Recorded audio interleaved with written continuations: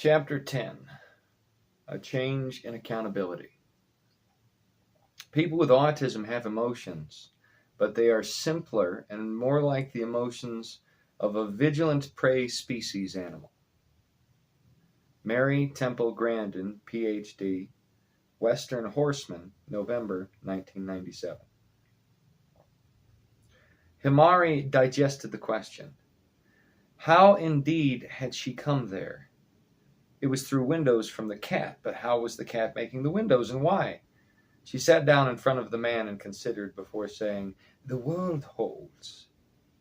"Ah, yes, I know of what you speak," Rohan replied. She turned halfway to him. "I think you have a sparkly." Rohan blinked. Sparkly?" "You have a bright sparkly. I saw it. From up there." She pointed. Rohan followed her finger and saw one of the floating islands that drifted by every now and again. It was like a flattened diamond in shape. It had a tapered mountain in the middle that was frosted white with snow. The small but steep snow cap was surrounded in trees, and beneath the island were bulbous things like air bladders trailing wispy lines of root behind them. The roots of the trees on the floating islands looked filled with gas, as Ajigar's stomach had been from Rohan's poison pill. So the island was bowed out at the bottom and at the top, like mirror images as it drifted by. "How could you tell I had anything from so far? Couldn't you have seen light coming through water on my coat?" Himari shook her finger at him sideways. "Nope, because it sparkled very brightly and you were holding it in your hands. Also, I understand the words you are saying, but they don't sound like the words I understand, and that's improper." "You've tasted of the sweet waters in this world which accumulate human knowledge and set right the punishment of things and set right the punishment of the tongues from Star Tower." Himari almost looked at him head on this time, standing. "Okay, I understood the words, but I didn't understand what you were talking about." "The Star Tower is now known as Babel, from which is rooted Babylon, or so I've seen through the waters. You may have heard of it as the Tower of Babel." "Oh, yes, from the Jesus manga." It was Rohan's turn to blink. "By manga, you mean a story told in pictures of people doing things with words ascribed to them as speech." "Like a comic book." "So you see, now it is I who understands your words, but not their meaning. I've never seen a manga." "I have one." Himari wore a purse she used for all-purpose storage during her journeys.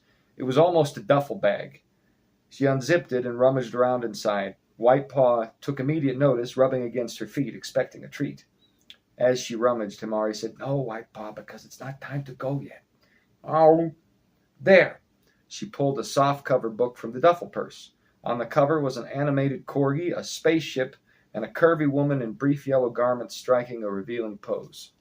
Rohan took it carefully and looked at it, flipping through pages, running his fingers over the Japanese symbols from right to left and back to front slowly. "So, you must know manga. You're reading it how we do in Japan, not how the Americans do." Rohan looked up and smiled, handing the graphic novel back to her. "This is about Jesus?" "No, not that one. That's about people in space hunting other people in space. But I read one like that about Jesus. Pictures." Rohan noted. Then, "Well, now I can put substance behind the concept I have seen in the waters." "Yep, and now you can show me the sparkly. Also, what is this place?" Rohan spoke carefully. "This place, it's like, have you seen a painting, like in your book, but more colorful? Have you seen when the artist takes a bit of bristle and mixes paints to the side before putting them on the canvas? The timeless one, who is Jesus, like you mentioned of the manga, he is the painter. This place is the mixing place, where the colors he uses are prepared to go on the canvas." "Oh, so it is like a program on a computer, and God is the coder." Rohan shrugged. "I suppose that's possible. Have you a computer and a program in your little bag? I haven't seen these either."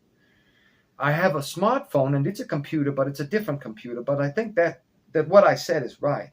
I know computers and programs, and I know paintings. I've made paintings. Have you now? Some of the best in the world, Himari insisted, then blushed and looked at the ground again. No, they're just okay. But I did good on them. I'm sure you did, Rohan smiled. This girl had something off about her way of communicating, and he couldn't be sure if it was a consequence of diluted blood so far from the first family, or there were something else at play. Anyway, you can let me see the sparkly now. Well, Rohan temporized, then pointed ahead. You see that over there? Himari had to turn around and squint, a hand to her forehead. What? The great shining city. I see a big gold mirror with a bunch of colors on it, like some kind of gems. It's at the edge between the mountains and I can't see the top of it. Are we in some kind of dome or fish tank? Is that what you mean? Did we shrink? Oh, no, it's not that at all.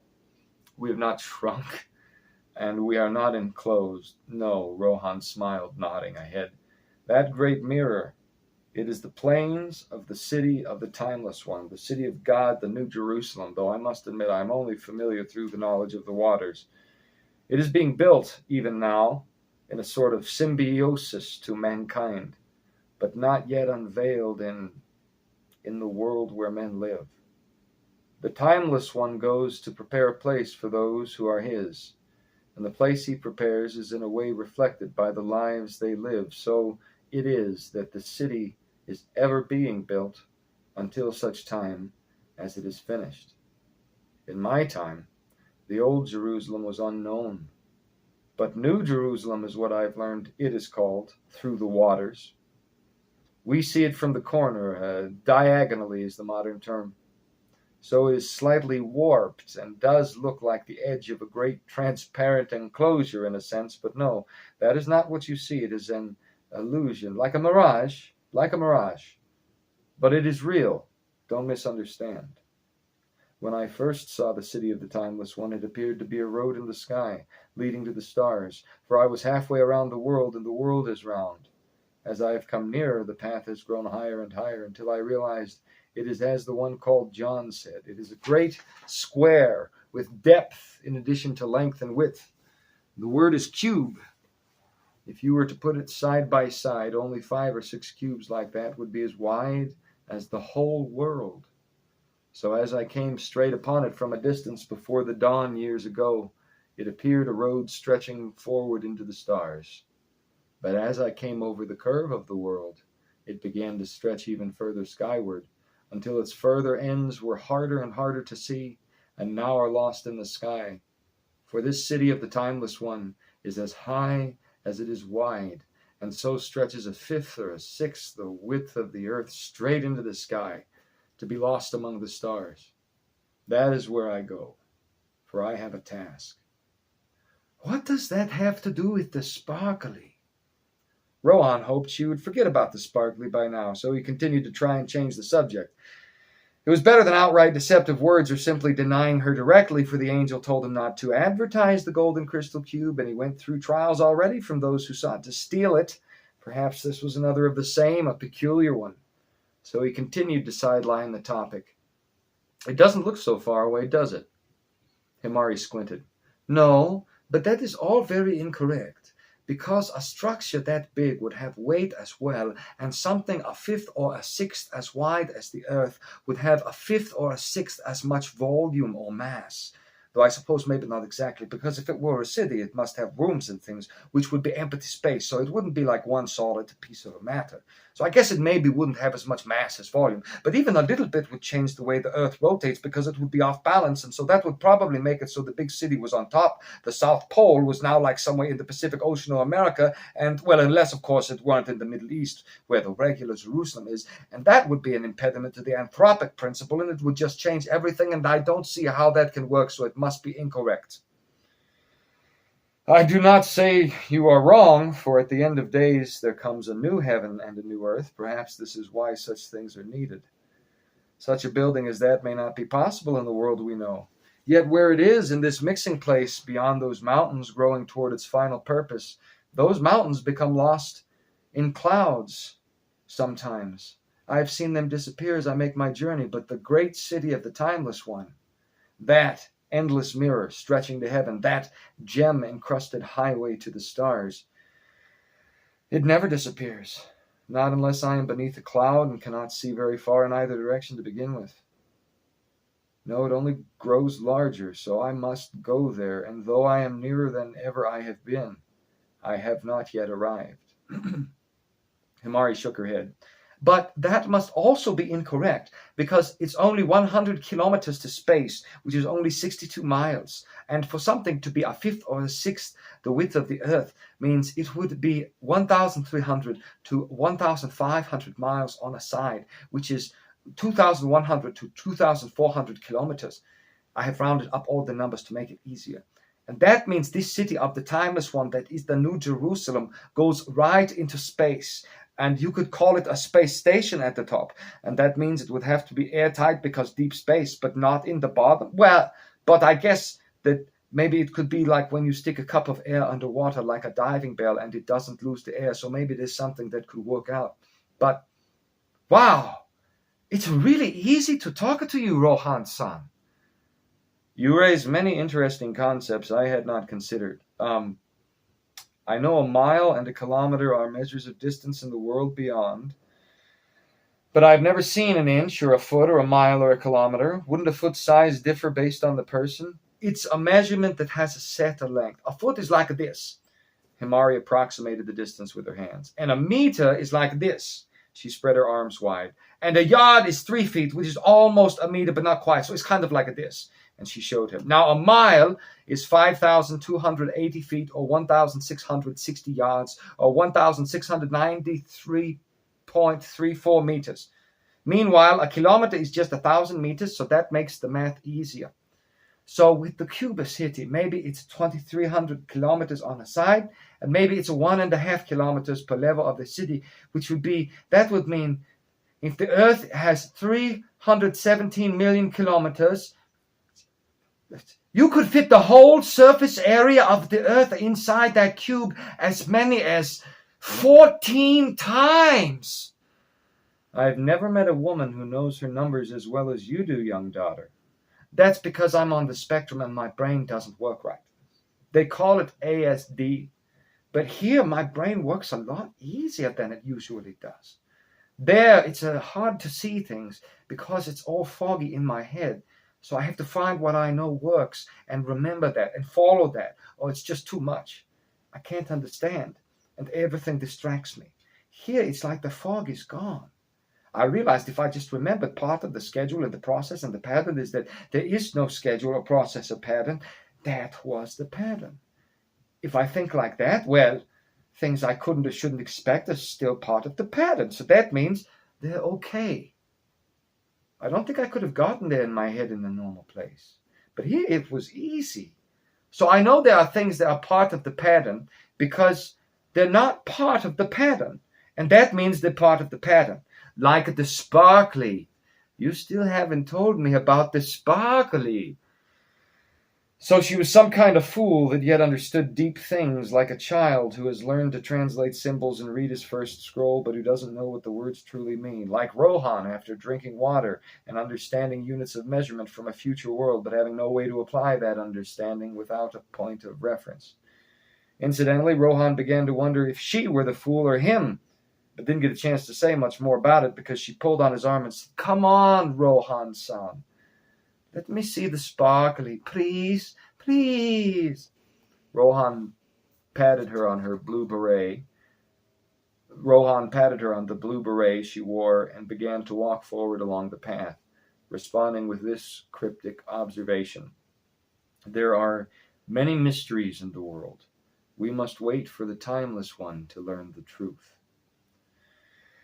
Himari started to suspect he was evading, but as yet wasn't completely sure, so she continued to talk to him of the things that were and the things that are, and what Rohan thought was coming. White Paw trailed along several paces behind as though it were his idea to walk the path in the first place, and he was protecting them from the rear.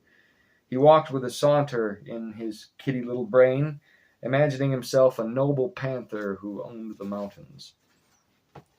Perhaps, had Rohan simply withdrawn the golden crystal cube and let her have a look, her curiosity would have been satiated, and that would have been the end of it. He was told not to tell anyone, though, and after having nearly lost the path a number of times on his trek for varying reasons, he expected his duty was to button his lip. He would avoid bearing false witness if he could. He would avoid lying. He would change the subject. He was very wary to do anything whatever outside his task. He knew his position was a rare and unique one, and that he was entrusted with something deeply important. So Rohan did not say a word about the golden crystal cube, and dreamt up ever more imaginative ways to divert Himari's attention. Himari, meanwhile, spied a small body of water fed by one of the many streams in the area. It was a little way down the trail Rohan was following. It was off the trail. He seemed fixed on a path, though in honesty she couldn't see quite the same trail he did. This didn't concern her, as she had White Paw and a mental image of where the portals were that conformed to the complex shape like computer screensavers.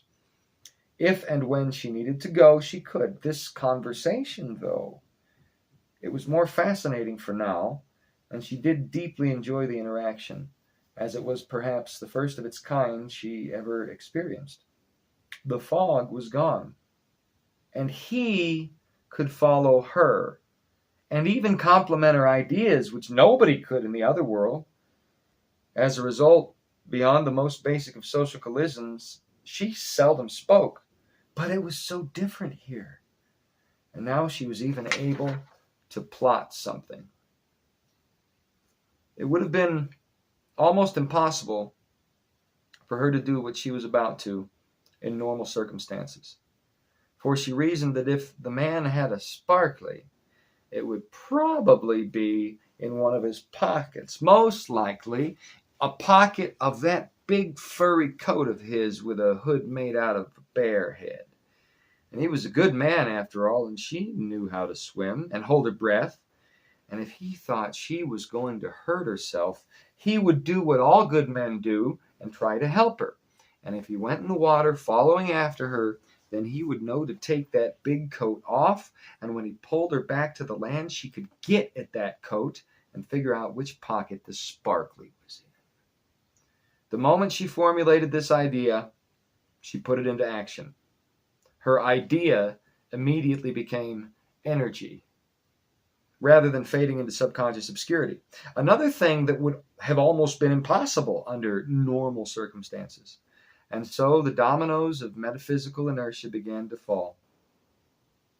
Himari pretended to trip, and she began to stumble, and she screamed and pitched herself headlong into the water, being careful to drop her duffel purse on the shore so it wouldn't get wet. White Paw's fur went on end, and he ran yowling after her, concerned but unenthusiastic about getting wet himself. Even so, he was yet bold enough to dip his paws in and out, walking back and forth along the shore and trying to figure out what to do. The water was clear as the air and cool as a breeze. Rohan felt himself pale. Said pool was a notable distance from the trail. She'd pitched right in and sunk fast. He hesitated, then could wait no longer, yelling, "Timeless one, forgive me!" as he let go the bearskin coat he wore, threw off his satchel, pulled away his hat, unclipped his knife belt, and dove into the water. Himari sold the con a little better than she expected, because when she stumbled into the water, she actually did knock her head on a rock. She was only unconscious 1 or 2 minutes, but in this state, within the liminal era of the Timeless One's building place, she had a certain dream. A great kind man stood beside Santa, and the traditional red and white bucket of chicken Santa always held, a classic Western Christmas as celebrated throughout Tokyo. Santa and the great kind man were on either side of a fireplace, and on a podium in the middle were a plate of cookies and a glass of milk. Santa stood still, smiling, eating his chicken. Meanwhile, the great kind man was putting manga, video games, and treats in socks, which he then wrapped in paper and nestled gently under a Christmas tree almost as colorful as the cube had been. Himari always wondered why socks were wrapped at Christmas time, but there was never a family she could celebrate with, and so the practice was an unexplained curiosity. The chicken she understood. As she watched, she got hungry, but didn't feel like anything salty, and so went to grab one of the cookies from the plate of milk and cookies. The great kind man didn't turn to her, but she could feel his words inside, and what he said was, "If you take Santa's cookie, how can I give you this present?" Himari hesitated. She knew there was something off about this whole situation. For starters, the cookie wasn't a cookie, it meant something else.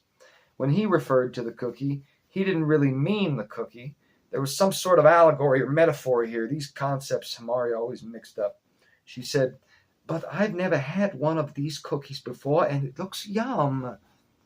"Wait, and you'll have them whenever you want." And this. The wrapped sock the great kind man was holding became something else. It was bright and warm and good, and it was better than a present, but she couldn't understand how. "But those are the only cookies like that because all cookies are different, and if you eat them, even if I have one, that's the same recipe. It would be the slightest bit different. And why would you put a delicious cookie in front of me when I'm hungry if I'm not supposed to eat it?" "If you wait, you'll see. If you take the cookie, you will enjoy it for a time, but soon you will have to start thinking like a grown-up, and you will have to be treated like one." "Well, I've always wanted to be a grown-up," and she immediately grabbed the cookie. Never mind, Himari was technically an adult. Her thought processes were yet to equal the years weathered. The great kind man smiled and laughed and caressed her hair and said, "We will talk about this again someday." And she woke with a gasp, choking on water. There was a shadow over Himari, and it disappeared, and it was Rohan, and he said, Are you alive? What happened?" She spit up more water. "I don't know, but I saw Santa and some guy that wouldn't let me have a cookie." As was becoming his habit in dealing with Himari, Rohan blinked. Then he shook his head. "I thank the Timeless One you are alive. I thought you had gone to the coming realm. Does your head hurt?" Himari rubbed her forehead where she had impacted. She felt the beginning of a bump, and it was tender, but she had banged her head worse. "I'll be all right," she said, rubbing it. "So you are whole. Good. However, I seem to have lost the path." Rohan trailed off and stared at the glowing city of the Timeless One in the distance, then sighed and looked at the ground before saying, "Gather your things. The path will take time to find." He was indeed without his jacket, and she saw him going up the hill to retrieve it, shaking away water as he did so and stooping to grab one of his chest belts. He was having trouble. His left arm still had injury from that first fight with a demon under Circe's deception. White Paw was yowling at her, and he began curling around her head and purring until she sat up. She gave him a cursory pat, looked over her shoulder as Rohan trudged up the hill, and called out abruptly, "You have a bad arm! I'll help! Thank you for saving me!" Himari sprinted ahead of Rohan and snatched the coat from the ground. It was heavy. She felt something solid and firm inside, like a rock. She pulled it out, only catching the barest glimpse of it before she hid it in her own sopping wet jean jacket. It literally glowed. Himari turned, smiled, and held out the bearskin coat to Rohan. "Thank you, Himari," he said, and began to put it on. She ran off to get her duffel purse. White Paw followed, meowing insistently, wondering when she'd give him a treat, as, in his kitty brain, she was definitely behind on her snack duties. Then there was a loud bellow of a noise, and Himari looked back. Rohan was patting himself down, looking all over the grass where his coat and knife belts had been. Where is the... It's gone!" "What did you lose, Rohan-san? He looked at her suspiciously, but remembered she didn't truly know what he lost or what it looked like, so how could she have any idea? "It's gone," he said finally, and sat down in the grass, momentarily defeated. It was at this point Himari's last chance at escaping what she would bring on herself disappeared. For as Rohan sat, and was increasingly monosyllabic in response to her questions. She could have revealed that it was her who deprived him of the sparkly, and then return it. But Himari had not yet had a chance to look at it in private, and she wanted to see it. She had every intention of returning it, but not before going somewhere and having a nice, long look. So it was that Himari's age of accountability ended with these words. You know, sometimes when I lose something or feel bad, I just take a nap. And when I wake up, it's all okay. Rohan looked at her, and then looked at the clouds drifting at the base of the city of the Timeless One, punctuated by strange islands. His gray eyes followed the mirrored front edge of the Jerusalem cube high into the heavens, and he remembered the words he heard when the night transitioned to twilight just before dawn, when the rains had come and the waters changed, when the Timeless One told him he would be waylaid by an innocent one. This was certainly such a circumstance. He could not even see where the old path led, and had no idea where the golden crystal cube was. He looked Himari in the eye for about a minute, but she had a vagueness of expression, and when he first met her, seemed to despair at maintaining eye contact. This was still the case. He looked away, then scoured the hill up and down, felt all over himself. It was the size of a fist and quite heavy. It would be hard to lose. He even went through the lining he sewed into his bear coat. He got down on his side and searched grass, then climbed the hillside and looked at everything from an angle. Getting an idea, he took the coat off again and dove into the water, searching frantically about the shallow bottom. But it was crystal clear, and he could find nothing. Finally, he returned to the hillside and sat down roughly beside Himari, muttering, Beyond prayer, I know not what else to do. Timeless One, you have given me this task. If it be your will, let me overcome this trial to complete it. Forgive my error, whenever that was. And he closed his eyes and leaned back and was within the world of dreams. Himari waited until his breath was regular, then said, Come on, White Paw, 2 minutes here is a day. We can be back and put it in his pocket, and he'll never know. White Paw didn't speak any Japanese, English, or anything else, but seemed to understand the import of associated mischief. He had no trouble following friskily behind, in the manner of cats.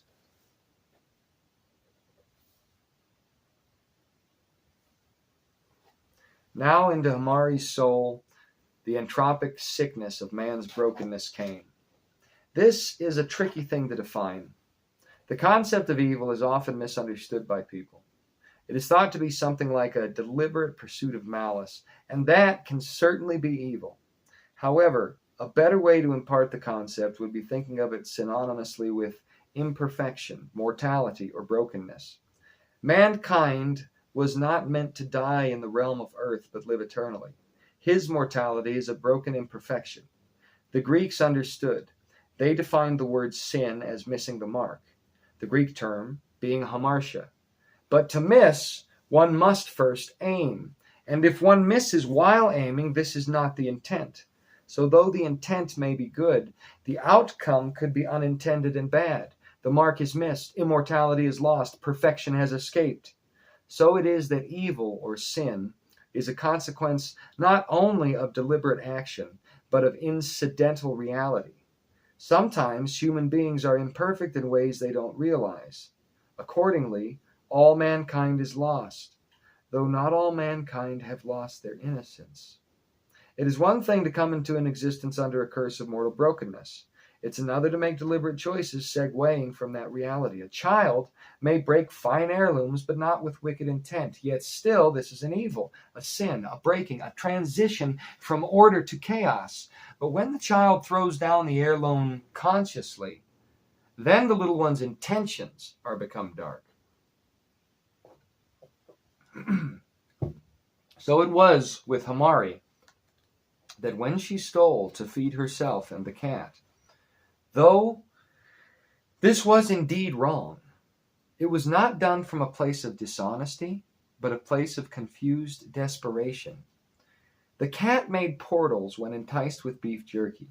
She needed the cat for the clear place. There was beef jerky in the gas station. Back to the bathroom, and the cat could now help her. And he could also eat. If someone told her that stealing, even for a good reason, was still wrong, she might have changed her behavior. As it was, she did this wrong unconsciously. The ethical implications never once crossed her mind. But when she conceived the plan to trick Rohan so she could see the trinket he was hiding, she did so in full knowledge that such action was duplicitous. So a cloud passed between Himari and the city of the Timeless One behind, though she didn't notice, and an unfortunate change began. Okay, Patton. Okay. There, wait a second. The cat made figure eights around her legs. She crouched down and scratched behind his ears, saying, "Stop it so I can think." Then straightened up and screwed her eyes shut. Okay, if she went up the hill about 10 meters, about where they left the path Rohan could see, but she couldn't. There should be one up there. That's what the shape in her head said. She went up. Okay, White Paw, it's here. And she gave him some jerky. He took the jerky, but slowly dropped it on the grass and looked at her. White Paw was very hungry, but he understood something she couldn't. Well, what is it, White Paw? Well, he said. This was meant to elegantly convey White Paw's doubt of what lay beyond the portal she wanted to open, but feline language is quite far removed from any human tongue. Even after Pentecost reversed the disunity of Babel around the time the building place shifted from darkness to twilight and the rains came. So despite White Paw's best efforts, Himari just couldn't understand. Don't be stubborn. Good kitties are not stubborn. It's fine. Here. She ate a bit of the offered jerky, then gave him the chunk again. White Paw did a feline sigh, which sounds like a chuff of exhalation. Finally, he consented, because it was teriyaki beef jerky, and this was his favorite. He stared at a point in the sky, and an oval of indigo swirled from it, giving on a large empty space that was dark except for a reddish light shining on some sort of glass table. Good job, White Paw! Now, follow me. And she jumped through, holding out beef jerky behind her. White Paw followed. Himari didn't see it, but in the final seconds before she left the world between worlds, that liminal era, far on the horizon, a silver cylinder, limned in a glow sometimes green and sometimes violet, was coming fast as death. Piercing the veil of the age of accountability, Himari was now responsible for her decisions in a way she had never been. Now, those darkened ones who break the world had a spiritual stronghold to exploit. Himari wouldn't know for a little while, as the total impart of her activity had not caught up with her understanding. Certainly evil was not her intention, but then it so seldom is the intention of anyone. Many evil dictators start out as well-intentioned radicals who become drunk with power or overcome with the complication of managing people in large groups, and so treat them as less than human. True, some intend evil from the start, but many are corrupted. Himari certainly had no intention of leading White Paw to Kyumsusan Palace of the Sun on the southeast of Pyongyang in the Democratic People's Republic of Korea. She didn't intend to jump from a segment of time and space in God's woodshed to the top of a human-sized glass butter dish encasing North Korea's first dead dictator. She definitely didn't intend White Paw to puke on the embalmed dictator under glass in the North Korean mausoleum, a building over 100,000 square feet in size, the largest of its type for any communist leader. All these things happened. White Paw vomited over the great leader of the North Koreans embalmed under glass. What Himari had first taken for an unconventional table, she now realized was a transparent coffin, about 4 feet tall, surrounded by ornate red and white flowers and a scarlet light. The portal spit her and the cat out on top before it closed behind when White Paw brought up the jerky. Except for the red-tinged light illuminating the glass coffin, all around was darkness. Immediately, Himari grabbed napkins from her duffel purse, quickly cleaning up after the cat. Glass, like floors, was supposed to be clean. But now, what would she do with the tissues? Looking up from the glass coffin, she saw there were flowers, red and white, all around, planted in dirt. Dirt was from the outside. You could throw tissues outside, even if it was frowned upon. She gingerly tossed the napkin amidst flowers, and it quickly disappeared from view.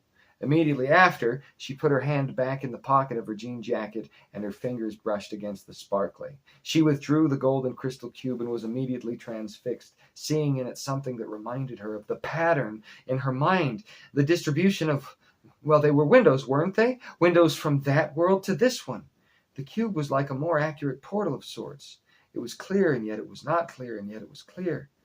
It was gold, but it was clear. She could feel the weight of it making her arm shake. If she held it out too long, she wouldn't be able to hold it any longer. It didn't glow like she thought it would. In the other place, it clearly glowed. Here, though, it was merely a transparent cube with a slight gold tinge. The sight of it thrilled her even so. She would have likely gone on being thrilled, but sadly, that was all the time Himari got to examine the cube right away. She only got a bite of the cookie. A sound caught her attention, even in the fog of reality.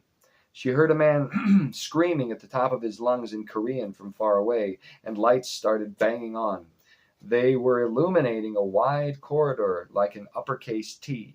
Along the short arms of the T were many rooms containing artifacts, ords, and more of the regime's dynastic patriarchs. Each patriarch had a room for his embalmed, cosmetically enhanced final resting place under glass, and that room was large and cavernous. The lights slamming on were electricity rushing through the grid, coming to illuminate the whole facility, rushing toward her one row at a time from thousands of feet away down the wide marbled corridor outside the secluded tomb room. With each bang of lights, more illumination grew around the edges of a far doorway, a silhouette in the black beyond red shining on a butter dish filled with dictator. Bang! Lights. Bang! Lights. Bang! Lights. Himari stood, mouth slightly agape atop the embalmed tyrant in his mausoleum. She screamed at the top of her lungs, terror and confusion washing over her, the strongest mental fog of all. White Paw ran to comfort her. Suddenly the door burst in. "Nom Toda!" cried the Korean soldiers. But she couldn't understand this meant stop. The lingual benefits of the water and the world between worlds had no effect in normal reality. However, Himari could understand they were mad, and that she wasn't supposed to be there. She yelled back, "Gomennasai!" which is Japanese for sorry, and this didn't help as now she had identified herself as Japanese, and North Korea does not favor Japan. Now the soldiers running at her weren't just surprised, they were suspecting, they suspected espionage. Quickly, Himari stuffed the golden crystal cube in her duffel purse and frantically positioned White Paw before the closed portal. He balked, but then they could both hear the yelling of North Korean soldiers headed their way, bracketed in echoing footfalls reverberating about the white space. White Paw didn't know where to go. It was about a 5-foot jump to the ground where red and white flowers wreathed the first dearly departed dictator of... White Paw didn't know where to go. It was about a 5-foot jump to the ground where red and white flowers wreathed the first dearly departed leader of dictatorial Korea. The cat's instincts led him to the portal as a better alternative for escape, so he opened it and jumped through. Himari scrambled after, having to pull herself onto the grassy area where they had been, as the portal started about where her waist was. In doing so, the cube fell out the half-zipped far end of her duffel purse. It landed with an echoing thud right in the middle of the transparent coffin under which rested the first dear leader, draped in the flag of the DPRK. When the full complement of North Korean guards, tasked with protecting the mausoleum, arrived, they were barely in time to see the portal close behind the jean jacket of a Japanese girl and her cat, walking slow motion into the sky. At first, there was only an odd glow in the center of Kyum Susan Palace of the Sun, right where the great leader took his eternal rest under glass. It could have been a monitor going out. To further understand why this didn't immediately initiate a response from the guards, it's important to get a real perspective on the size of the building. Think of the largest building of a college campus or one of those all-in-one department stores with a T-shaped area meant for passerby and security infrastructure filling the gaps in the rectangle. Troops were on all three ends of the T corridor, but none were in the chambers because there was no need for them to be there as yet, especially with the day's events ahead. Lights changing in such areas could mean many things, few of them related to their duties. For example, if the surveillance screen's monitor weren't going out, a comrade might have changed LEDs ahead of the current dear leader's visit for a new aesthetic motif. This happened periodically. The current red color surrounding the departed dear leaders took time to agree on. Maybe the administration was altering decor. So though the lights were odd for about 40 minutes, this didn't alarm the guards. Then surveillance microphones picked up the sound of a girl's voice and the percussive nastiness of a feline bringing forth the contents of its stomach. These sounds were distinct. The troops ran where the cameras showed the disturbance, activating all fluorescent lights as they did. When they finally got there, they were downright flabbergasted, guns trained on the rapidly closing fissure in reality. They had no idea what to do, but were absolutely positive they couldn't fire any rounds in the mausoleum of the departed god kings. Complicating things was this reality. Any minute began a state ceremony. The soldiers looked around, but nothing seemed to have been taken, and they could perceive no real damage atop the glass under which rested the great leader. One guard found a warm tissue inside bouquets recently brought for the ceremony. That was certainly an outrage, but one handled easily enough. He pocketed it to throw away later. In the excitement, somehow, none saw the golden crystal cube. It fell right in the center of the thick, protective glass shield above the eldest dear leader. Since the cube itself was transparent, and they didn't know to look for it, their eyes didn't take it in right away. If you knew where to look, it appeared to be a smudge floating atop the enclosure until you looked closer and realized it was actually clearer than the air around, and only differentiated by a hint of gold that could have been a trick of the light. Without looking very carefully, at least under the present lighting scheme of the open space, the eye scanned right over it. This would not remain the case. Suddenly, primary doors to Kumsusan Palace of the Sun opened wide, and in came the current leader of North Korea like a strutting dumpling, followed by his powerful sister, nicknamed Princess by the people, and Twisted Sister by capitalist slaves to the south. Behind these dynastic two were the entire parliament of North Korea. For North Korea does have a parliament, but said parliament is really an elite class that corruptly votes themselves in every election cycle and has built a power structure contingent upon dictatorship.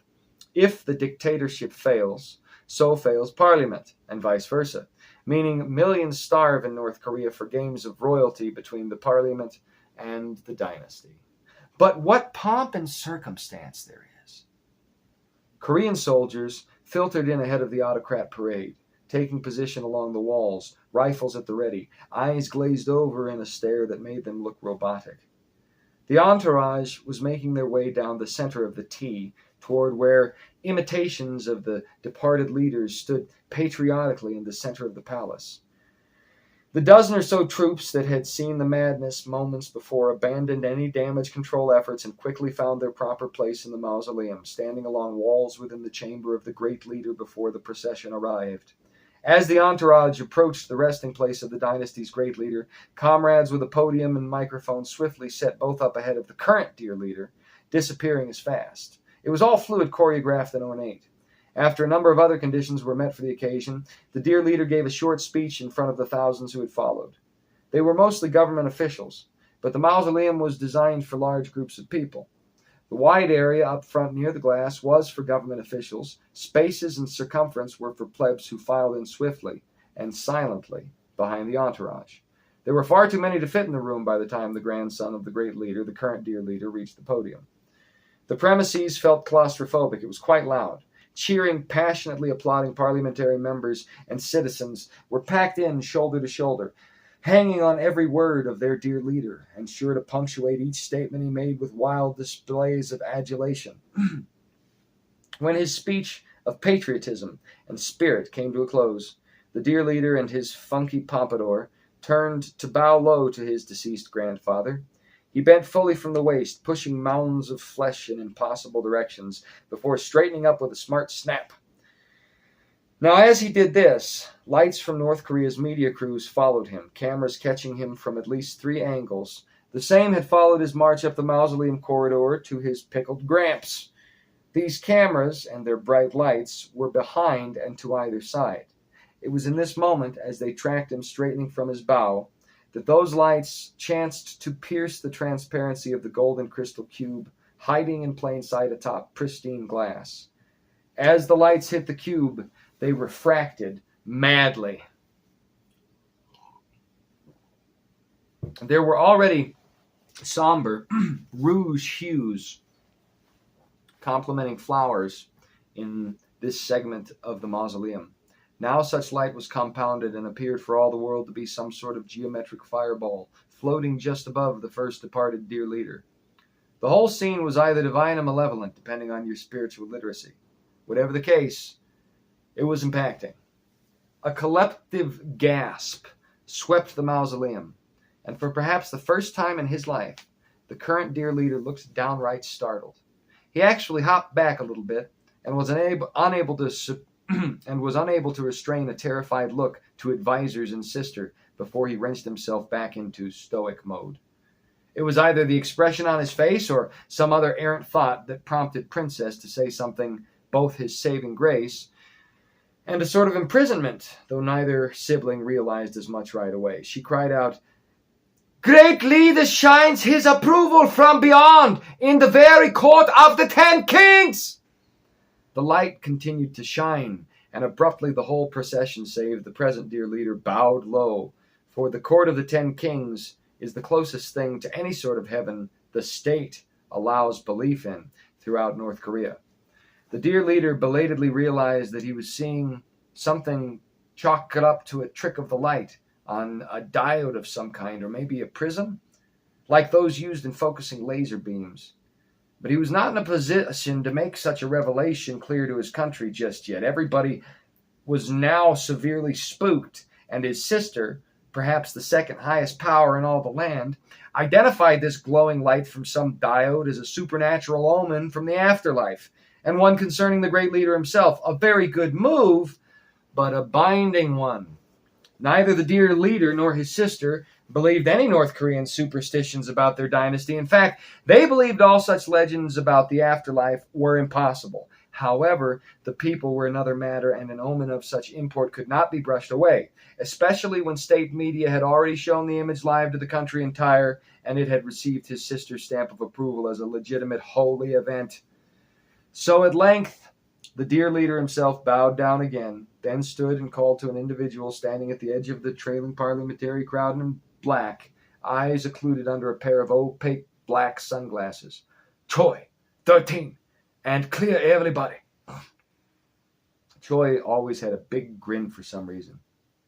He flashed it now, bowed, and went to do as bid, bellowing, "The dear leader must meditate on the life of the great leader." The state event was historically abridged, and the country's single news channel characterized that abridgment as a fit of patriotic passion on the dear leader's part, leaning into the old propaganda concerning his family's lineal ties to Mount Pektu. This was the narrative spin they put on the unexpected blow. When the mausoleum was cleared of all but the boys from Bureau 13 and Princess, the dear leader crept up on the grave of the great leader and looked very carefully at the cube atop it. They couldn't immediately discern whether it had been placed there or somehow grew from the glass like a crystal. They could tell that it was a very special item and bore a surreal quality. After surveillance footage was brought to the dear leader, action was taken. First, he saw a glow that lasted about 40 minutes before he saw a ghost woman come and go through that glow, some sort of portal. During her visit, he heard her yelling in Japanese to the guards who first noticed her. At this, the dear leader straightened and said, "Choi!" Choi was already at his elbow. "Dear leader," The dear leader barely restrained himself from flinching in surprise. He said, "Come this way. Let's talk secure." And he led the way to a service exit and a little office, sitting down behind a desk and continuing. "You briefed me on this a few years ago. That tech company and the American agency. Something with a big rock in Montana." "Yes, dear leader. Devil's Tower, Wyoming, incidentally." "Who cares? My point is, you know where this is." "We think so, yes." "Well, it's a year's budget. And your nuclear funding, that's what it is. Or it's your own unicorn. A global tech startup that brings new technology to the globe. It could even be both." "Both, you say?" The dear leader leaned back, crunching ample flesh about his eyebrows. "Well, if you can harness what's in that thing." "What is it?" "It's gold so pure, it's transparent. It's a transmutation. What the alchemists were always trying to recreate. It's a byproduct of the nuclear reaction that took place at the Tower of Babel and led to a quantum domino effect that split mankind at the genetic level. But, dear leader, this was no destructive nuclear explosion. It was a reaction that reordered reality itself, as if our world were a simulation, and whatever happened played the part of new code that was introduced into that simulation." "Whoa," the dear leader exhaled, then shook his head. "You expect me to believe all that? That Babel mythos you conjured up from your hallucinogenic investigation in Bureau 13's basement?" "Have it tested. It's absolutely pure gold." "And what of the portal? What of that technology for a unicorn startup? Bureau 13 could easily underwrite something in Russia and keep the proceeds."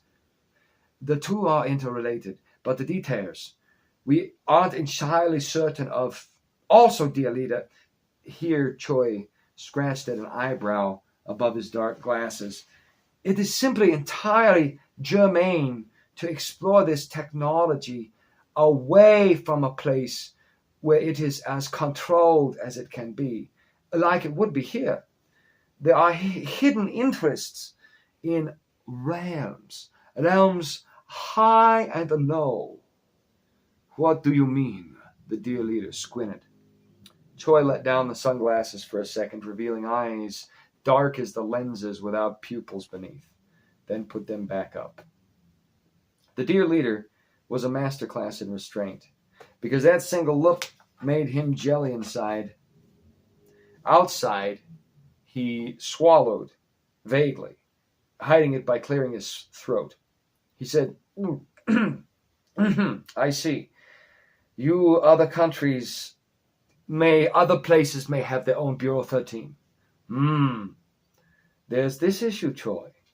On one hand, I sense pure profit from a black market arrangement, which Bureau 13 will have no trouble accomplishing, especially with that new QAI of yours.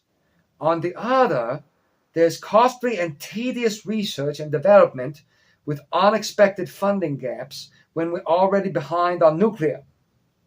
You don't have to use the tech breakthrough as the funding engine. And there's more than one way to have it both ways." Choi grinned without shame.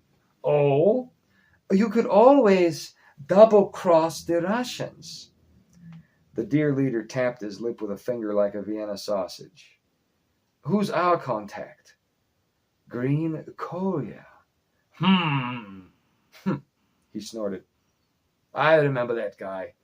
Well, he keeps company with those like me in that quadrant, let's say, of territory. And they will have a vested interest in this item and resources requisite to convert that desire into acquisition. So it may be prudent to arrange an exchange, but just keep everything." "Yes." "Well, we should take what is it, a relic, I suppose. We should take the relic and put it somewhere safe." "Ah, Choi temporized, knowing more than he let on, but feigning consideration. The young lady who dropped it. Japan has had an incident with one like her, as regards portals. If my sources are accurate, she's autistic. She must have found some way of going in and out of those fissures accidentally. Who knows?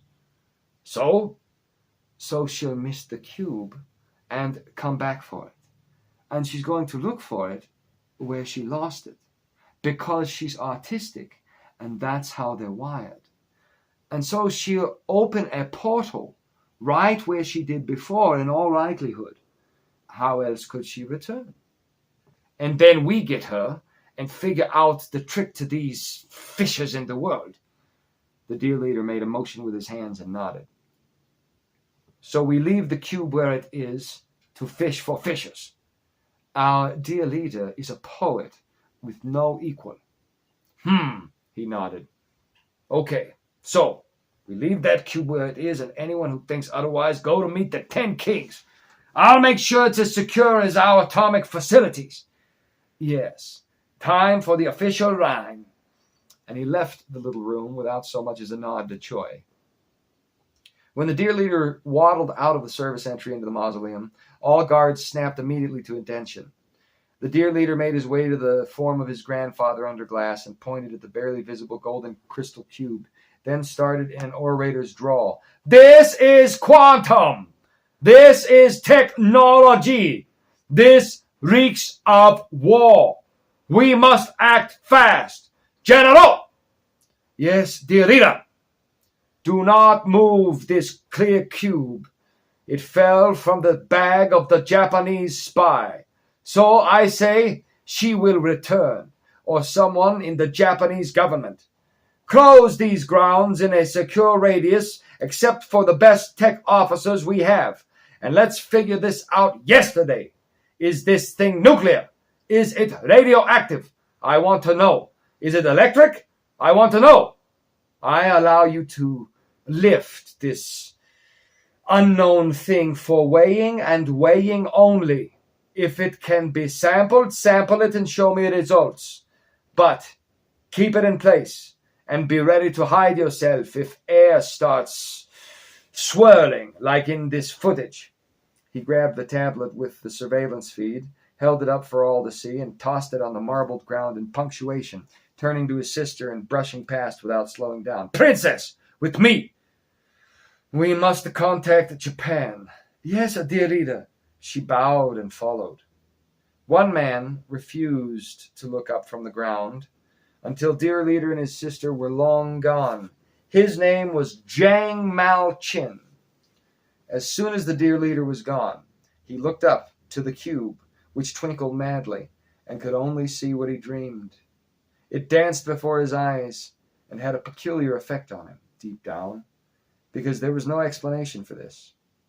Jiang Malchin had the advantage of being a leader in his field, that which concerned molecular physics, specifically pertaining to the utilization of nuclear energy. He was not in a place where he could concentrate on his task in that field, and he knew this circumstance would get him in trouble very quickly if he didn't get ahead of it. He called over his second-in-command, who was taking notes on a computer wheeled in moments ago. Take over. This will require equipment from the mountain facility. Which equipment? Jiang Malchin blinked, stared at the man, then threw on the front of bureaucratic rage that got things done in the Democratic People's Republic of Korea. Which equipment? I don't know yet. I'm going to find out. Sorry, sir. The man saluted. Jiang Malchin ignored the salute and stormed out, hoping the episode looked believable. Rohan awoke to Himari, weeping and carrying on. He blinked away the disorientation. There had been no dreams this time. And he barely fell asleep. I'm sorry. I'm sorry. I'm sorry. I shouldn't have done it. I'm sorry. She babbled. The cat tried to comfort her, but rubbing against her side as she kneeled against... The cat tried to comfort her by rubbing against her side as she kneeled in the grass, and he put his soft white paw on her shoulder, but Himari took no notice. I stole it. I'm sorry. I hit the sparkly. I shouldn't have done it. Rohan sat up. Oh, so that was a typical plot of female guile with the water. I'm so sorry. She bowed down and sobbed. Rohan exhaled and shook his head. He was more relieved than anything. He couldn't even feel a spark of anger. It was really more of a funny situation.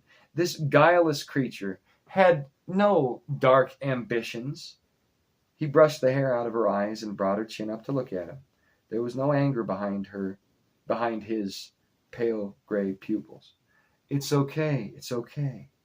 I'm a bit out of sorts, but no harm is done. Just give it back. I'm sure I'll find the path again. I'm so sorry, she repeated. At length, Rohan realized he could understand her, but she couldn't understand him. He gave her a drink from a canteen made from a staghorn and asked her to give it back again. She wept anew, saying, "No, I come back and I looked in my bag and it was there, but it was gone. And I was in North Korea and they murdered people for sneezing in North Korea. And I just wanted to sit and look at it for a minute and I would have been back before you woke up. But then the guards came and they had guns and they were yelling and I got White Claw to open the hole. And then when I jumped through it, fell out of my bag and it's back there now." "Oh, I see," Rohan murmured, slowly leaning back in thought. Several minutes passed. Days in the real world, he reflected, one corner of his lip turning up in half a smile. Finally, he said, "We must pray. Come, kneel down with me."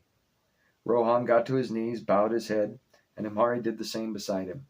Rohan said, eyes closed, hands clasped, "O Timeless One, we are simple as sheep and intend no harm. Forgive us our trespasses, and help us to forgive one another. Please forgive me for withholding the information Himari sought, putting a stumbling stone before her, over which she has fallen. Please forgive her the fall she has taken, help her to stand again, and let us recover from this incident. In your great name, O Timeless One, who has made all, who has conquered death, and who comes again." Himari sat up and opened her eyes. But what if there is no Timeless One? What if God is just like Santa? She said. Rohan fixed her with an astonished expression, then looked out at the city of the Timeless One. "If there were no Timeless One, this place we are in would not be. And you wouldn't even have the concept, truly. If you never knew this place, but only the broken world, you would still know there is a Timeless One. For the Timeless One is good, and good is something no one has ever seen in the world from which we come. So where have we found the idea? In our lives, we only see things that are nearly good or almost good. Even in this world between worlds, the same is true. But the things we know have goodness, do not last, or perhaps have hidden flaws. True goodness, goodness without blemish, as the concept suggests, is foreign to our fallen world. All we know are echoes. All we know are memories, ideas that are not from this world, but come from somewhere else. And yet we have those echoes. How could we understand there was bad and there was good if there were no bad and there were no good? It would be as a blind man trying to understand the concept of color. But we have seen good and bad and we have felt them, and so they are just as color is, even if the blind man never knows. So there is a Timeless One, Himari. There is God, for God is the ultimate good." Himari leaned her head on his shoulder and continued to sob. This likely would have gone on an hour or more, transitioning a full month in the real world. But after not half that time, Himari noticed over Rohan's shoulder a very large cylinder coming closer and closer, faster and faster. It was a ship of some kind that flew, like with the sick-brained creatures from before. But this vessel was much larger. "They're coming!" Rohan looked and knew Himari was not protected by the Timeless One the same as he, for she did not as yet know him. The massive cylinder was not far, only about the distance of the floating island. It smashed right into that island, and whatever gases were in the bulbous roots of the levitating mass went up in roiling fireballs as the cylindrical vessel spilled them. It was the largest of its type Rohan ever saw, 10 times the size of any other. The ship didn't even seem to realize there had been a floating island a moment ago. It was so unaffected. Rohan turned to Himari. "Get the cube, girl, and find the Christ!" Himari's mouth opened and closed, and she trembled. Then she knelt down, grabbed up White Paw, and ran as fast as she could to the spot where she lost the cube, just a short distance away, tears in her eyes. A deep sound was shaking the hills, trees, and valleys, causing ripples to grow whitecaps on the tiny body of water Himari used for deception. Already, the cylinder was between Rohan, Himari, and the city of the Timeless One, eclipsing its glow and casting them in shadow. Himari saw it spray the mist, but heard Rohan bellow, "In the name of the Timeless One, you have no place here!" The cylindrical ship slowed, and there was another deep sound. Then it began to move forward again. Rohan cried, "Be gone, in the name of the Timeless One!" The ship trembled, but then a deep voice emanated out, conveying this: "Where laws are broken, rights are made." "No!" Rohan yelled, but he knew it was no use, and drew his saber. "Quick, White Paw! Quick, White Paw! Quick!" Himari shook the jerky in front of him. White Paw opened the rift, and she could see the glass coffin, but it looked different somehow. Different than it did before, and everything around it was different too. But there was no time for caution. Himari followed the cat through.